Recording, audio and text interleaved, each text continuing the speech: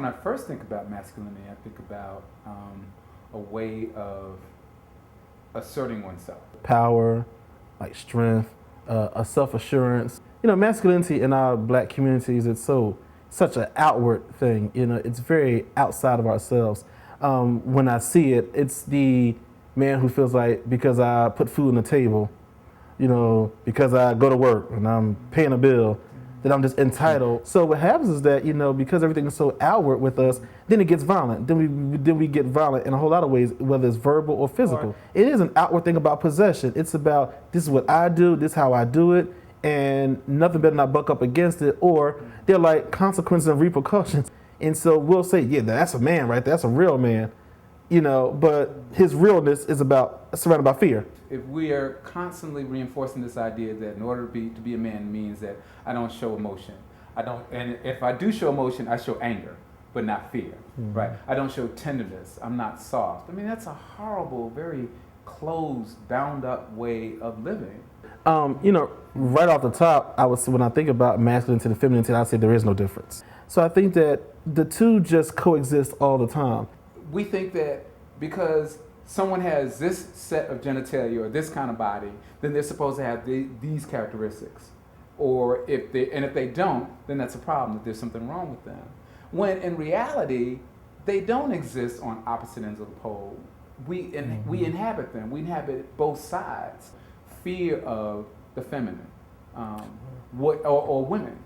Our connection with homophobia and heterosexism, and certainly that's something that gay men have to examine in ourselves, the sexism in ourselves, is directly connected to this hatred and this disdain for women. But often we get these scripts that are handed down to us around, regardless of what we enjoy, that if I am butch to a certain extent, right? If I present in a certain kind of masculine energy, it's assumed that I'm supposed to be a top, that I'm supposed to penetrate, and if I don't, well, that's a letdown.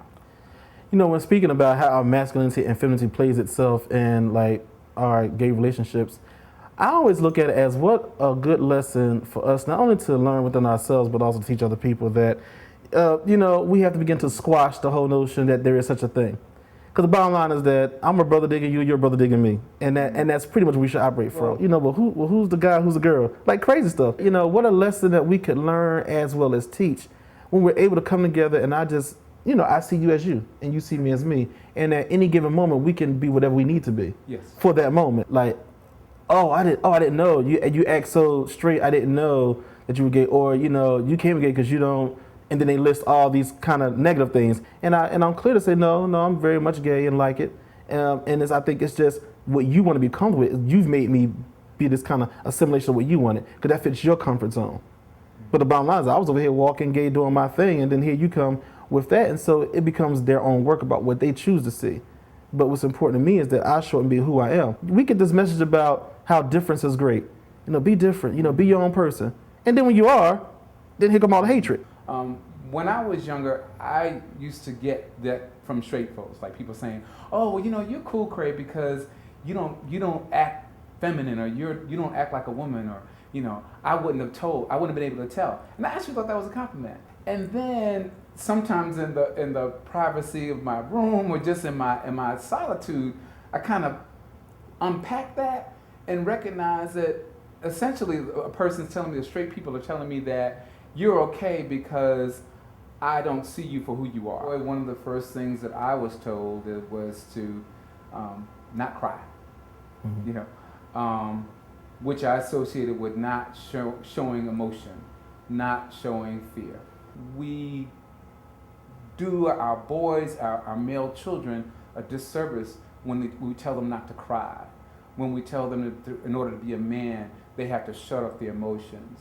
It's like Bell Hooks once said, we prepare our boys to be men to go to war. My father would slap my wrist every now and then. I could be standing there talking with my mother, talking to somebody, and he would slap my wrist. And I asked him, like, what are you doing? And my mother explained, oh, well, your father's trying to tell you boys don't hold their hands like that. Who gives a crap how I hold my hand? So I think there's a way in which we sentence our boys, our male children, into a prison of masculinity that it may take forever for them to unlock. Heterosexual, homosexual. Neither one of us got it right. The male figures that was there, they didn't know what it was like being a man. Because if I chose that as an example, I'd probably be in prison right now. Well, don't do that. Don't cry because girls cry. Don't hold your wrist that way. Don't walk that way because that's feminine. That's what women do. So, all right. So which meant that was a negative. Mm-hmm. So fast forward. Let's turn to our women then. So you grow up saying that's negative. So you must look at women that they're negative because everything about them, if you were trying to do that, that was a bad thing. Mm-hmm. So it should look at how we didn't treat our women, both heterosexuals and homosexuals. Mm-hmm. Like our dislike for women, that has damaged how men, period, treat women, period. Looking at the examples of what masculinity presents and what femininity presents and being able to say, well, you know what, I'm gonna pull from both. Because I'm not gonna say one is better than the other. I'm just gonna grab from both. And I'm gonna make sure that both make me happy. Because at the end of the day, it is my happiness that's more important. I'm not saying everybody needs to be gay. I mean, it would be cute, but I'm not saying that. But I think about the great lessons I learned when I embraced that. If straight men were to actually, and gay men were actually look at the ways in which we both suffer yes. from the same mythology, yes. the same constraints, the same prison. And this brother identified himself as a straight brother and said, you know, this thing about this drag, I mean, he even referred to masculinity as a drag, that we don, that we put on. It doesn't work for us straight men. It doesn't work for us. You know, this whole thing about a man's got to be hard. Exactly. Not only is it used to put down gay men or men who are more feminine than we see as normal, it doesn't work for straight men. It doesn't work for men, period. When we're on the playground, gay boys and straight boys alike, the one thing the one way in which we're most threatened or taunted is by being associated with a girl, right? Mm-hmm. Being called a faggot. Therefore, we learn, regardless of our sexual orientation, that the one thing to not be yes. is to be a woman. The way in which I learned how to be a man is how to not be a woman. And there's a way in which we all suffer from that. What an amazing fraternity, sense of a new kind of unity, a new kind of brotherhood we could reach if we recognize that this isn't working for either of us. It's one thing to claim ourselves as gay men, right? As being a different kind of man in a certain respect. It's quite another to really intentionally say, because I'm not straight, or I'm going to use my difference to be a man differently.